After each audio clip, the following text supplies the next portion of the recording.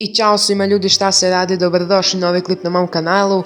Danas ćemo obraditi jednu veoma interesantnu temu koju sam, kao i po običaju, ja sam smislio. A ona glasi, koju bi transformaciju ja lično želeo da vidim u novom serijalu Zmajeve kugle, inače u budućnosti. Pa hajde da krenemo. Ovako, svaka transformacija u Zmajevoj kugli, naravno koja nije super, znači koja nema veze sa sajancima, je dobra i jednostavno, i ova čak i koja je povezana sa sajancima, Super Saiyan transformacije i sve su znači perfektno odrađene, ali ako mene pitate, transformacija koja bi zasigurno obeležila ceo taj novi serijal bi definitivno bila Super Saiyan God 3. Znači ljudi, ova transformacija bi izgledala ovako. Da, kao što vidite, imala bi vatrenu auru, također bi mogla sama transformacija, to je sami korisnik, da oseti pobožni ki, mogo bi da predviđa udarce i mogo bi da iz svake kapi krvi bi mogo da izvuče snagu. Mislim, to je samo spoj Super Saiyan 3 i Super Saiyan God.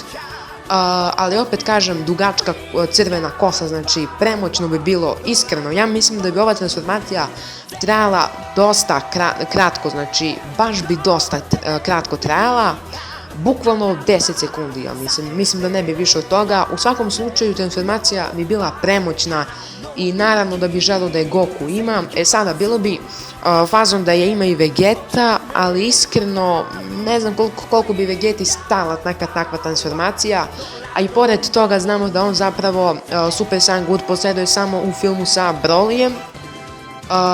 To jest nisam baš pratio taj novi te heroj i to sve, ali koliko ja znam samo u filmu sa Brolyjem, a Super Saiyan 3 ne posjeduje. Mislim, posjeduje je u igricama kao što su na primjer Budokai Tenkaichi, Raging Blast, ali uglavnom ovako u animeu ne. Dakle, bilo bi fazno da imaju Vegeta, ali iskreno nekako mi više stoji Goku da ima tu transformaciju, a Vegeta da dobije Ultra Instinct. Znači, tako bi ja hteo, znači da Vegeta dobije Ultra Instinct, sad da li će biti usavršen ili običan ne znam, a Goku da dobije ovu novu Super Saiyan God 3 formu. Znači, mislim da bi sama transformacija bila premoćna, da ne spominjem samo znači njenu snagu koja bi bila, ja mislim da bi ta njena snaga nadmašila čak i Super Saiyan Blue. Za Super Saiyan Blue kao Ken puta 20 iskreno ne mogu da kažem, pošto možda bi bila jednaka, ne bi bila jača, a ne ni slabija. Mislim da bi bila jednaka sa Super Saiyan Blue puta 20 Kaioken. Naravno, ovo je sve moje mišljenje, ja mislim da bi ovako nekako najinteresantnije bilo, ali zapravo to jeste fazon da transformacija traje kraće, jer će tako gledalci da budu u onom fazonu, čekaj, što toliko, pa kolika je prava snaga, znači jednostavno to jeste neki fazon. Tako da ljudi, uglavnom, ovo je moja, opet kažem, teorija. Ljudi, to bi to bilo od ovog klipa. Ostavite like, share, subscribe, pišite u komentare da li vam se sviđa ova transformacija i predloge za sljedeće klipove. Mi se vidimo do narednog klipa. Pozdrav!